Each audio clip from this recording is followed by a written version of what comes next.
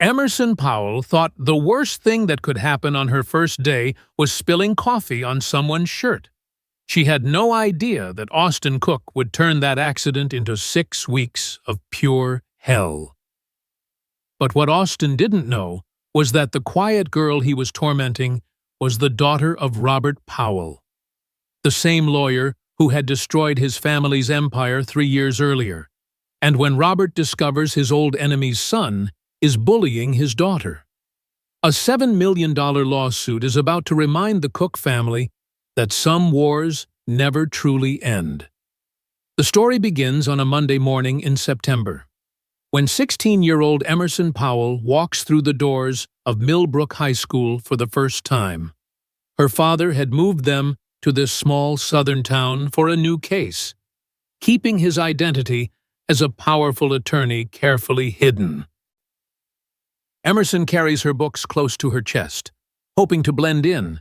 She's always been the quiet type, preferring to help others rather than draw attention to herself. Meanwhile, 17-year-old Austin Cook lounges in the cafeteria like a king surveying his domain.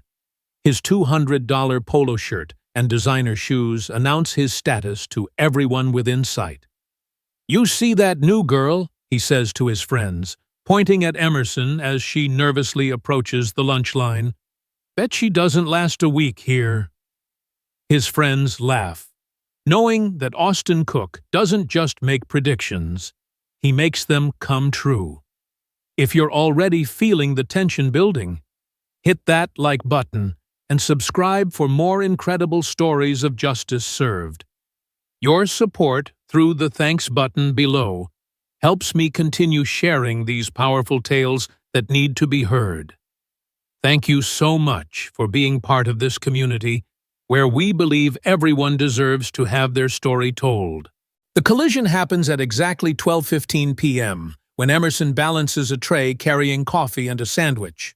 Austin suddenly turns from his table, gesturing wildly while telling a joke to his friends. The inevitable crash sends hot coffee splashing across Austin's pristine polo shirt. The cafeteria falls silent, as if someone had turned off the volume on the entire world. "Oh my God, I'm so sorry," Emerson gasps, immediately grabbing napkins and reaching toward Austin's shirt. "Please, let me help clean that up. I'll pay for dry cleaning. I promise." Her voice trembles with genuine distress. She knows this expensive-looking shirt probably costs more than her entire outfit. Austin stares down at the brown stain spreading across his chest, his face darkening with rage. "Are you kidding me right now?" His voice carries across the silent cafeteria. "Do you have any idea what you just did?" He steps closer to Emerson, who instinctively backs away. "This shirt costs more than your entire wardrobe, you little nobody." "I really am sorry," Emerson whispers, tears forming in her eyes. "It was completely an accident. Please, just tell me how much the shirt costs, and I'll—" But Austin cuts her off with a harsh laugh that makes several nearby students flinch. "You think this is about money?" Austin's voice rises to a shout that echoes off the cafeteria walls. "You think some poor transfer student can just waltz in here and disrespect me?" He looks around at the growing crowd of students. "I'm going to teach you exactly where you belong in this school." The first week of Austin's campaign begins with subtle cruelty that slowly escalates. Every morning when Emerson enters the cafeteria, Austin and his friends make sure to speak loudly about clumsy poor girls who don't know their place. They block her path to tables, forcing her to sit alone in the corner when she tries to join study groups. Austin's influence ensures she's quietly excluded. "Look at her eating by herself," Austin announces during lunch on Wednesday, loud enough for half the cafeteria to hear. "I guess nobody wants to sit with someone who attacks people with coffee." His friends burst into laughter while Emerson stares down at her untouched sandwich. She's lost her appetite entirely, but forces herself to stay. refusing to let them see her run away. By Friday of the first week, someone has written, "Poor girl knows your place," across Emerson's locker in permanent marker. She spends her lunch period in the bathroom, scrubbing at the words with paper towels and hand soap. The janitor finds her there 20 minutes later, her hands raw from scrubbing. "I can get that off with proper cleaner," he says gently. But Emerson just shakes her head and walks away. The second week brings property destruction that makes Emerson's stomach turn every time she opens her backpack. Her textbooks have pages torn out.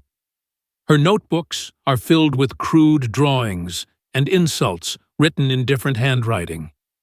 "Maybe if you dressed better, people would respect you more," Austin says loudly as she picks up scattered papers from the hallway floor.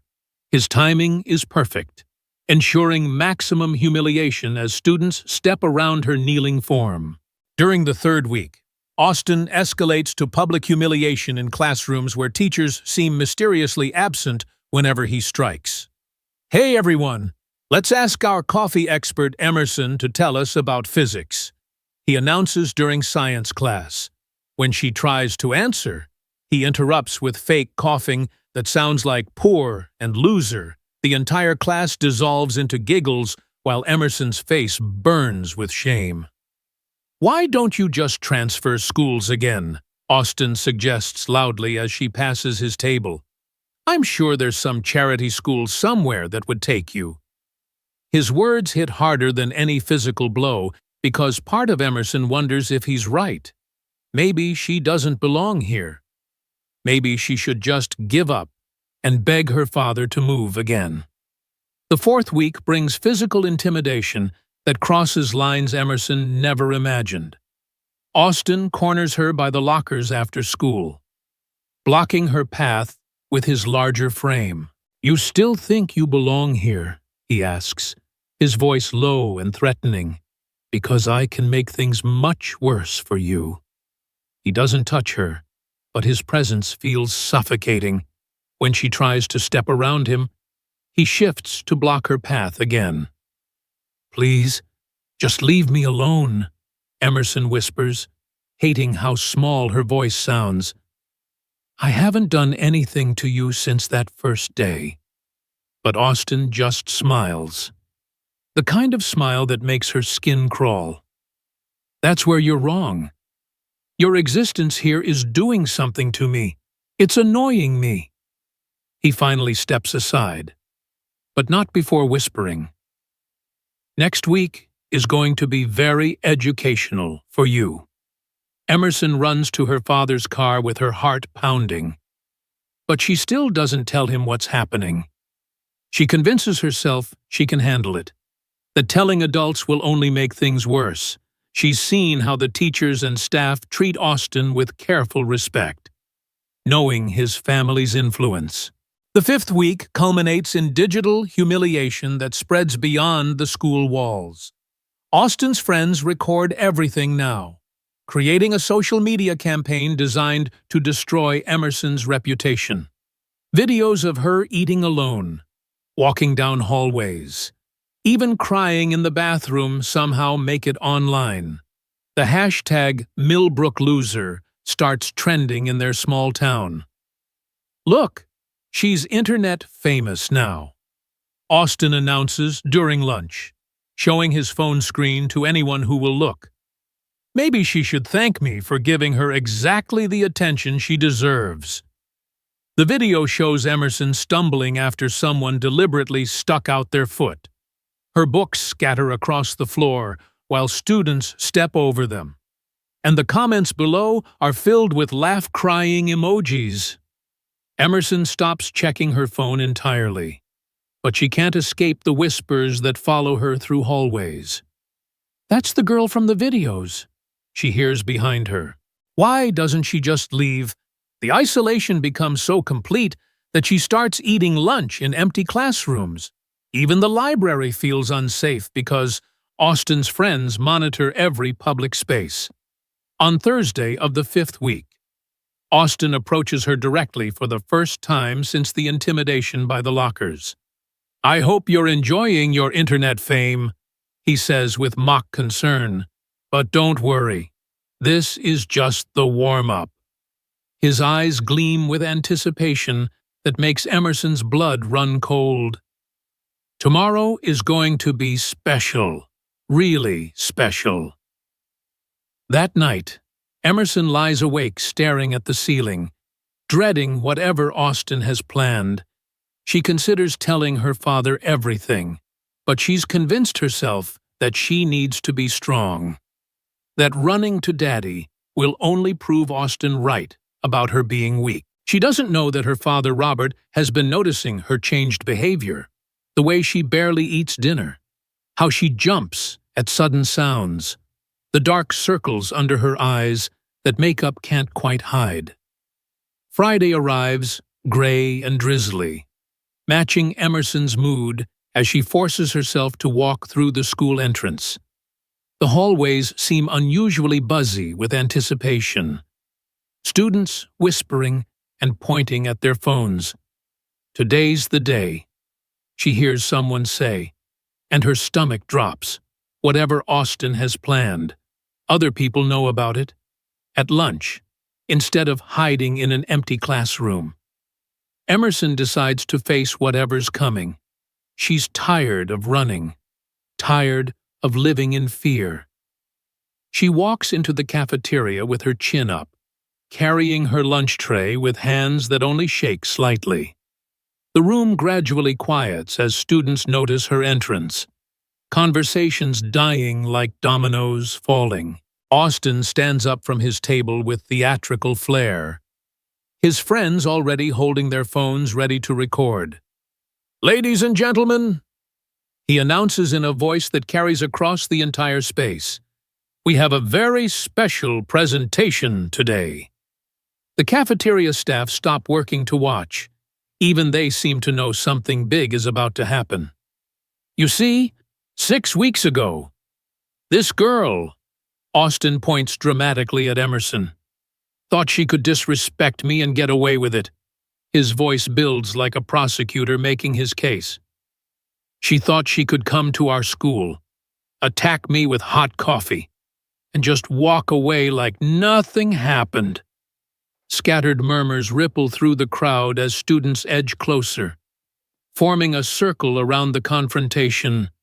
Emerson's heart pounds so hard she can hear it in her ears. "Austin, please," she says quietly, "can we just move past this? It was an accident, and I apologized." But Austin raises his hand to silence her, his expression showing pure disgust. "Move past this." Austin laughs, a sound devoid of any humor. "You think you get to decide when we move past this?" He walks closer until he's standing directly in front of her. "Let me explain something about respect, about knowing your place in the world." What happens next shatters Emerson's remaining strength. Austin grabs a carton of chocolate milk from a nearby table and deliberately pours it over Emerson's head. The cold liquid runs down her face, soaking her hair and clothes. Gasps echo through the cafeteria as students realize they're witnessing something that crosses every line of human decency. "Now," Austin says as milk drips from Emerson's chin onto the floor, "I want you to get on your knees and apologize properly." His voice carries absolute authority, the tone of someone who's never been told no in his entire life. "I want you to tell everyone here exactly what kind of person you are." Emerson stands frozen, chocolate milk creating a puddle around her feet. Tears mix with the milk on her face as she realizes this moment is being live-streamed to hundreds of people. The hashtag #PoorGirlKnowsHerPlace flashes across multiple phone screens as students share the humiliation in real time. Comments pour in from viewers who don't even attend their school. "I'm not going to kneel," Emerson whispers, finding a core of strength she didn't know existed. "I'm not going to apologize for your cruelty." Her voice grows stronger with each word. "What you're doing is wrong, and everyone here knows it." Austin's face reddens with rage at her defiance. "Oh, you think you're Beb now?" He signals to his friends, who move closer, their phones capturing every angle. "Let's see how brave you feel when this video has 1 million views." The live stream counter shows viewer numbers climbing rapidly. Hundreds of strangers are watching Emerson's worst moment unfold in real time. The confrontation ends when a teacher finally intervenes, but the damage is complete. Emerson walks home covered in dried milk, her dignity shattered and her humiliation preserved forever on the internet. She doesn't know that among the hundreds of people watching the live stream is someone who will change everything. A family friend who immediately recognizes her and sends the video link to her father with a message that simply says, "Robert, you need to see this right now." That evening, Robert Powell sits in his home office reviewing case files when his phone buzzes with an urgent message. The video link opens to show his daughter being humiliated by a teenage boy whose face triggers a memory that makes Robert's blood run cold. "William Cook's son," he whispers, pausing the video to study Austin's features. It can't be a coincidence. 3 years earlier, Robert had prosecuted the Cook family's business empire for tax fraud and money laundering. The case had resulted in $12 million in fines and had nearly sent William Cook to prison. The Cook family had lost their main business, their reputation, and their political connections. Robert remembered the hatred in William's eyes during the sentencing hearing. He doesn't know. Robert realizes as he watches his daughter's humiliation again. The boy has no idea who Emerson really is. The irony would be amusing if it weren't so tragic. Austin Cook has been systematically destroying the daughter of the man who destroyed his family, completely unaware that every cruel act has been creating evidence for another devastating legal battle. Robert's phone rings, and his private investigator's voice comes through the speaker. "I confirmed the family connection. Austin Cook, son of William and Margaret Cook, attends Millbrook High School." The investigator's tone carries professional sympathy. "Based on the video and the social media campaign, we have grounds for harassment, cyberbullying, intentional infliction of emotional distress, and possibly civil rights violations." "What about the school's response?" Robert asks, already knowing the answer will anger him. Did they intervene at any point during this 6-week campaign? The investigator's pause tells him everything he needs to know before the words come. The school has records of complaints filed by other students about Austin Cook's behavior, but no disciplinary action was ever taken. The investigator's voice carries disgust. His father's donations to the school and position on the school board appear to have made him untouchable. Robert's jaw tightens as he realizes the institutional failure runs deeper than one cruel teenager. "I want everything," Robert says, his lawyer instincts taking over. Financial records, school communications, social media evidence, witness statements from every student who saw this pattern of behavior. He pauses the video on Austin's smirking face.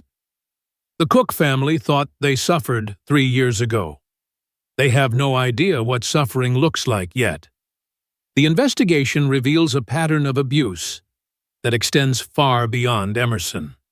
Austin Cook has been bullying students for years, with the school's full knowledge and tacit approval.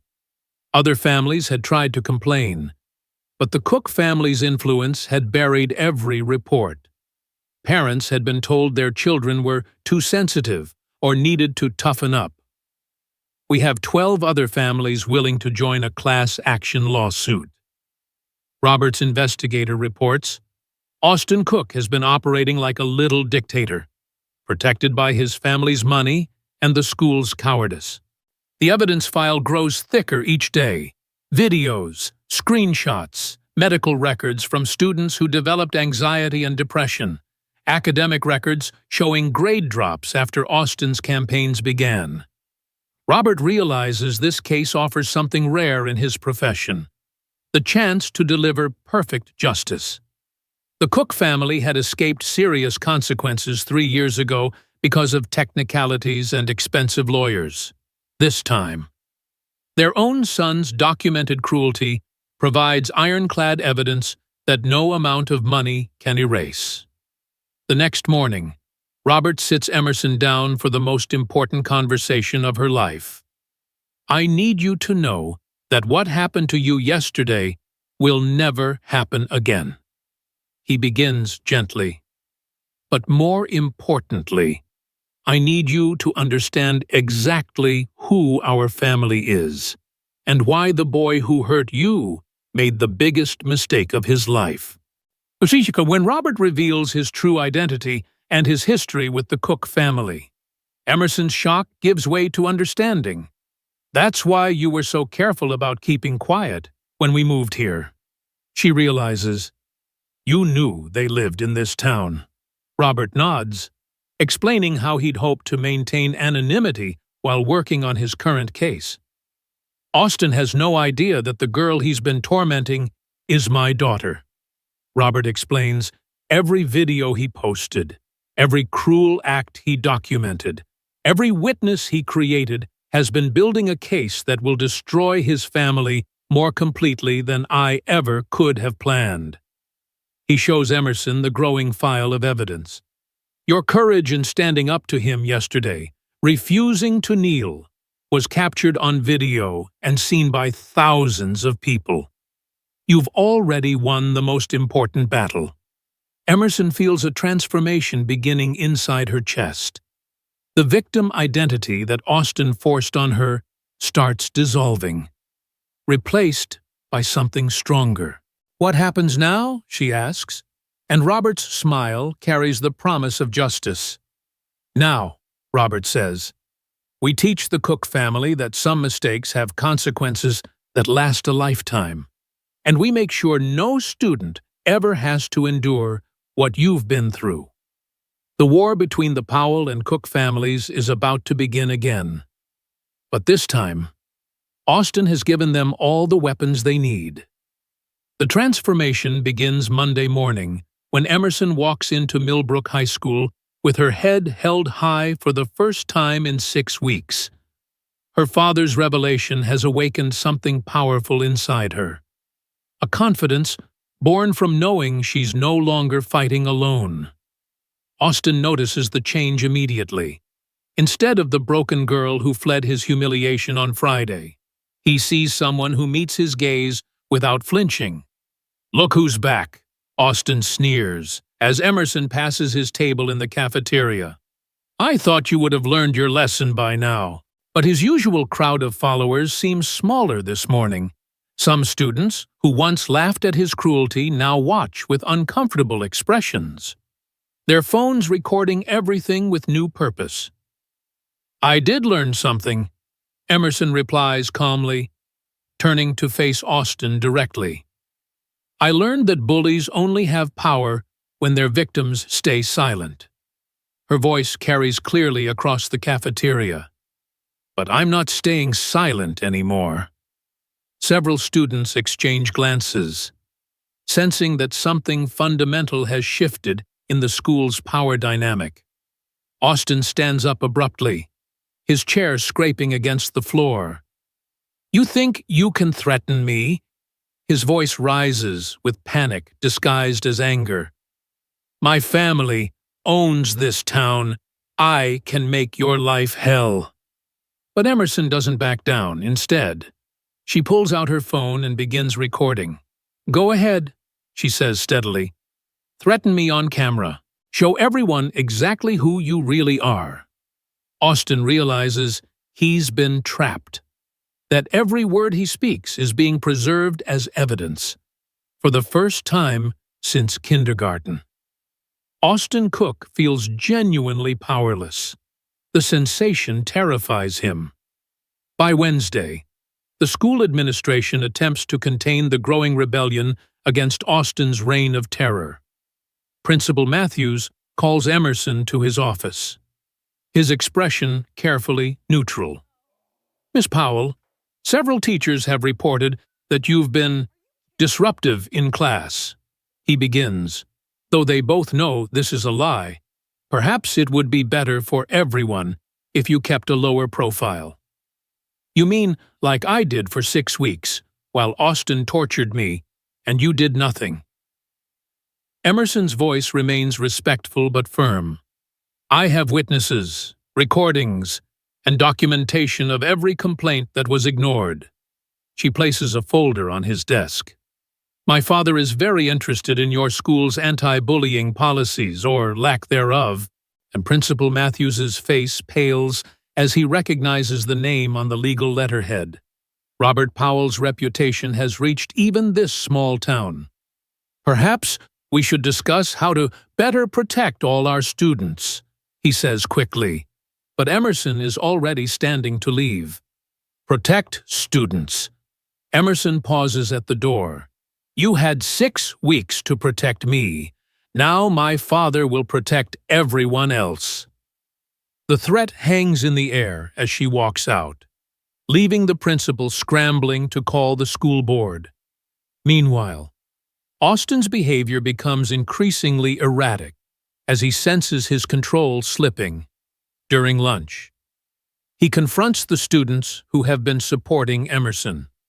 "Anyone who thinks they can disrespect me will learn the same lesson she did," he declares loudly, but instead of cowering.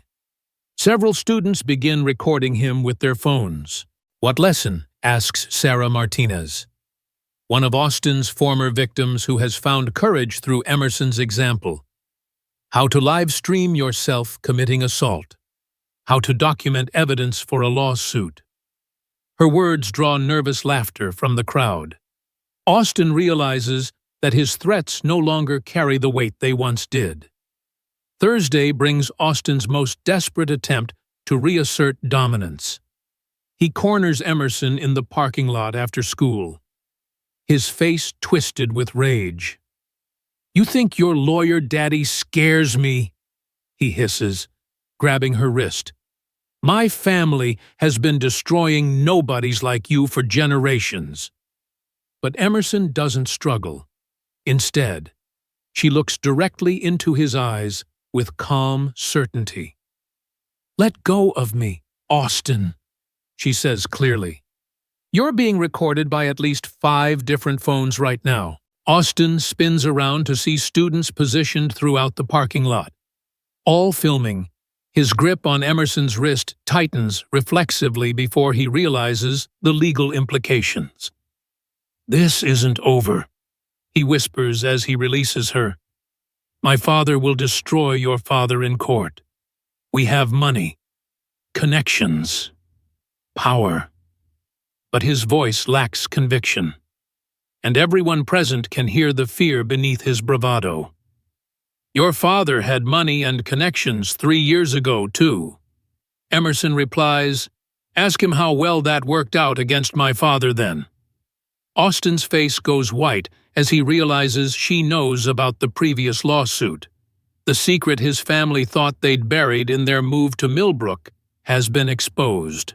That evening, William Cook paces his study while screaming into his phone.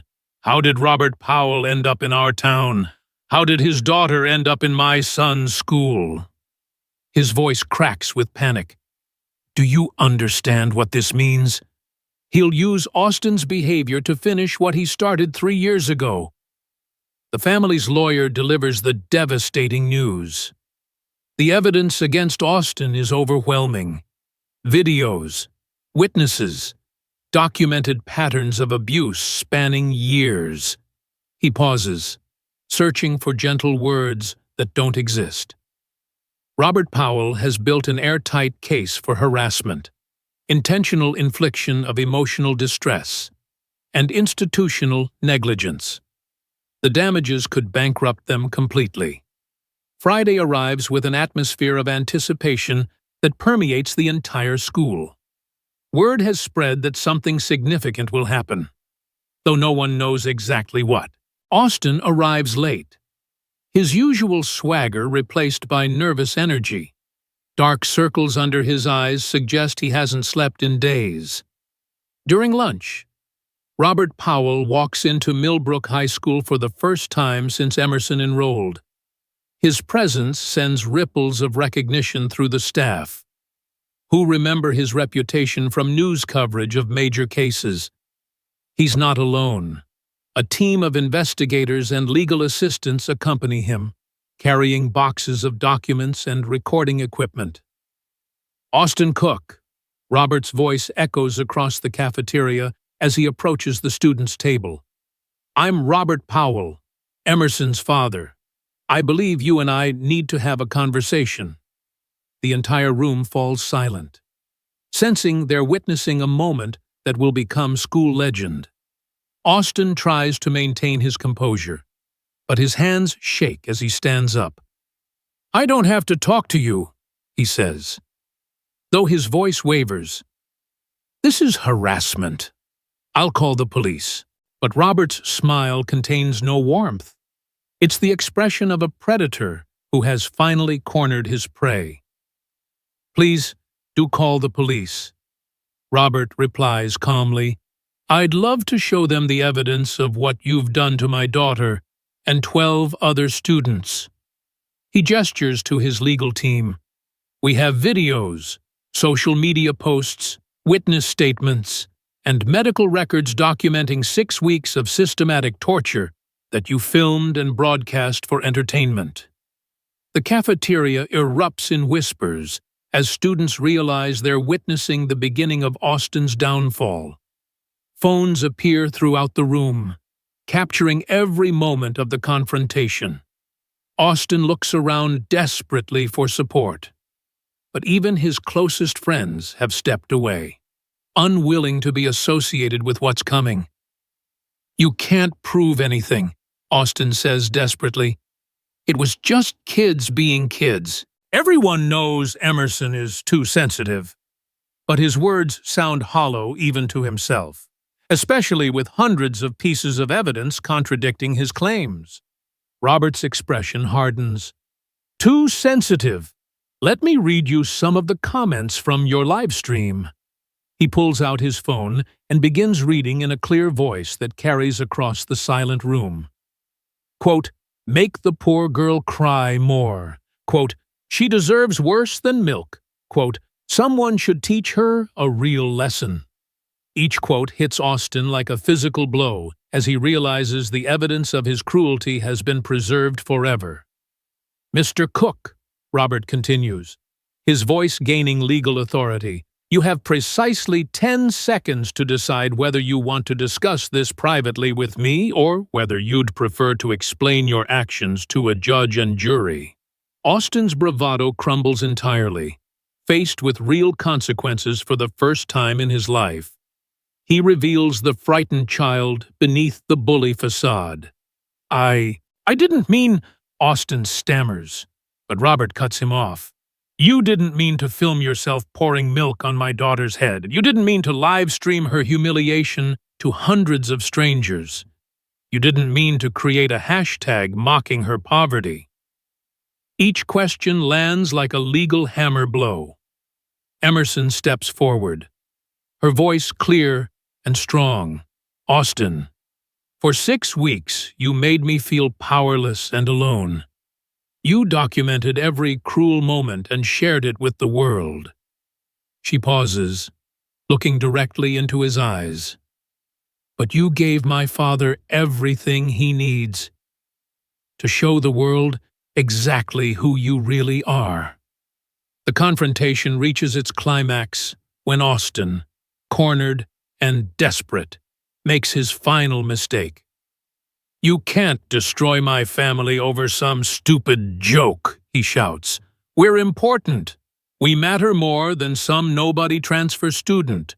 His words are captured by dozens of phones, providing the perfect soundbite to demonstrate his complete lack of remorse. Robert's smile becomes genuinely warm for the first time. "Thank you, Austin. That statement just became Exhibit A in our lawsuit," he signals to his legal team, who begin serving papers to Austin and several school officials.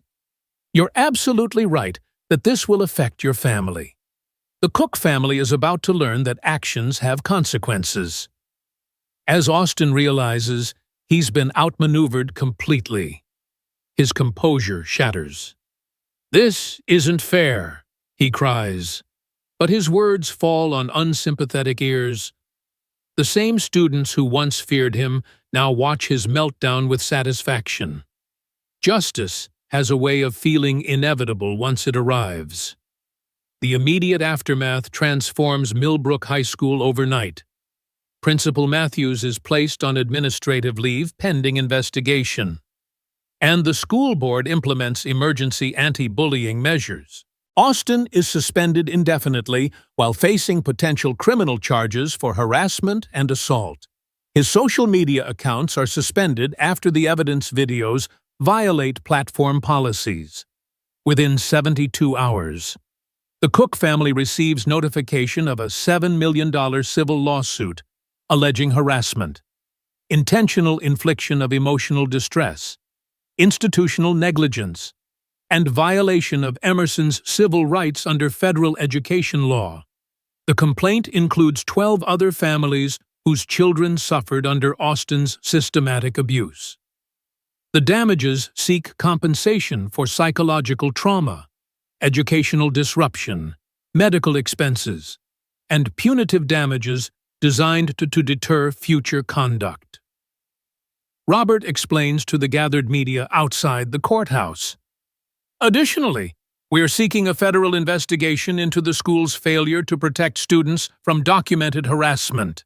The lawsuit reveals devastating evidence of institutional corruption. Emails between school officials and the Cook family show years of complaints being buried in exchange for donations. Teachers who tried to report Austin's behavior were threatened with termination. Parents who complained were told their children were troublemakers who needed to learn resilience. William Cook's business empire, already weakened from the previous lawsuit, cannot survive the financial and reputational damage. Within weeks, major clients cancel contracts and investors withdraw funding. The family's political connections abandon them as polls show overwhelming public support for Emerson and the other victims. This case represents more than individual justice. Robert tells reporters, "It's about holding institutions accountable when they fail to protect the most vulnerable students." The lawsuit attracts national attention, inspiring similar cases across the country where wealthy bullies operated with impunity.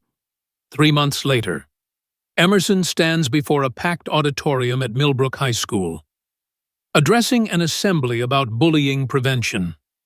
Her transformation from victim to advocate represents hope for countless other students.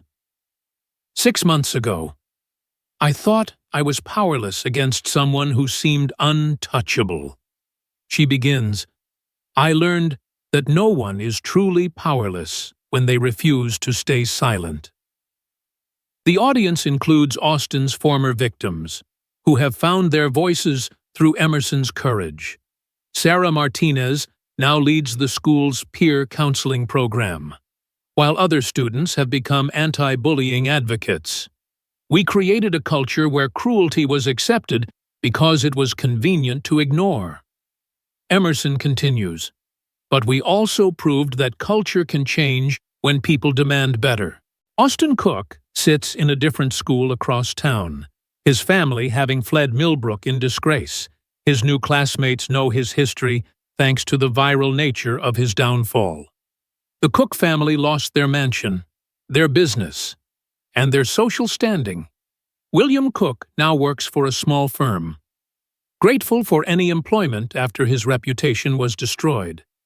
The $7 million settlement funds counseling services for affected students and establishes a scholarship program for students who face harassment. Emerson's name will forever be associated with standing up to institutional bullying. Justice isn't just about punishment, she explains to the assembly. It's about making sure what happened to us never happens to anyone else. As Emerson concludes her speech, she notices something that makes her smile in the back of the auditorium. Her father, Robert, watches with pride as his daughter inspires a new generation of students to believe in their own power. The girl who was once humiliated in this very school has become a symbol of resilience and justice.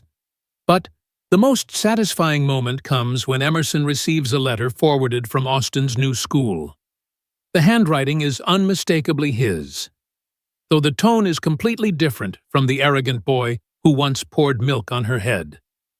I know I don't deserve forgiveness. The letter reads, but I wanted you to know that losing everything taught me what I should have learned years ago. Actions have consequences, and some consequences last forever. The final line of Austin's letter provides the perfect ending to their story. You were right to fight back. I hope someday I can become the kind of person who would have stood up for you instead of tearing you down. Emerson folds the letter carefully, recognizing it as proof that even the cruelest people can learn from devastating consequences. 6 months after that first collision in the cafeteria, Emerson Powell has discovered that sometimes the worst things that happen to us reveal strengths we never knew we possessed. And sometimes justice arrives not through fairy tale magic, but through the hard work of people who refuse to accept that cruelty is inevitable. Her father's lawsuit didn't just punish the Cook family. It reminded an entire community that protecting children requires courage from adults who have the power to act. As for Austin Cook, his transformation from untouchable bully to humbled outcast serves as a warning that privilege without accountability eventually becomes its own destruction. The boy who thought he could humiliate anyone without consequences learned that some battles choose their own warriors, and some defeats become the beginning of wisdom. The story ends where it began, in the Millbrook High School cafeteria. But now Emerson sits surrounded by friends, her laughter mixing with conversations about college plans and dreams for the future. Sometimes she catches glimpses of students who remind her of her former self, quiet kids trying to stay invisible, hoping to avoid attention from those who might hurt them. When she sees those students, Emerson makes sure to introduce herself, not as the girl who was famous for being humiliated, but as someone who learned that every person has the right to feel safe in their own school.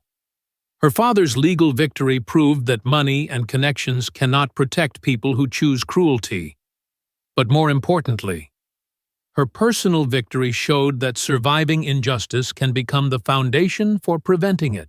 The $7 million lawsuit will be remembered in legal textbooks as a landmark case about institutional responsibility. But for Emerson Powell, the real victory was simpler and more profound. She learned that the quietest people sometimes have the loudest voices when they finally decide to speak. Today, 3 years later, the Emerson Powell Anti-Bullying Foundation operates in 47 states, providing legal resources for families whose children face systematic harassment. Her story has inspired documentaries, legislative changes, and a complete transformation in how schools handle bullying cases involving wealthy or connected families. The Cook family never recovered from their second legal defeat. William Cook's business empire collapsed entirely, forcing the family to declare bankruptcy and relocate to a different state, where their reputation hadn't preceded them. Austin's younger sister, who had witnessed her brother's cruelty but never spoke up, now volunteers with anti-bullying organizations, determined to prevent other families from experiencing their devastating fall. The most important lesson isn't about legal victories. Emerson tells audiences during her speaking engagements at schools across the country, it's about recognizing that every person you meet is fighting battles you can't see. Kindness costs nothing, but cruelty can cost everything. Her words carry weight because she lived through both sides of that equation. Robert Powell, now nationally recognized for his work on institutional accountability cases, often reflects on how a simple coffee spill changed the trajectory of two families. Austin Cook thought he was punishing a weak girl for a minor accident. Instead, he was documenting evidence for his own family's destruction. The irony still amazes legal scholars who study the case. The most profound change occurred within Millbrook High School itself, where Emerson's courage inspired a complete cultural transformation. Students who once stayed silent now speak up immediately when they witness harassment. The school's zero-tolerance policy, written specifically because of Emerson's case, has become a model adopted by districts nationwide. Austin's family faced complete financial and social destruction, while Emerson became a national advocate for justice. The final twist reveals that Austin's sister now works to prevent bullying, completing the family's transformation, from anger and pain to hope and purpose, proving that surviving injustice can become preventing it. The question remains whether society has truly learned from Austin's fall, or if other privileged bullies continue operating in different schools. The story of Emerson Powell and Austin Cook serves as a permanent reminder that in our interconnected world, every cruel action creates permanent evidence, and every act of injustice eventually finds its way to someone with the power and determination to demand accountability.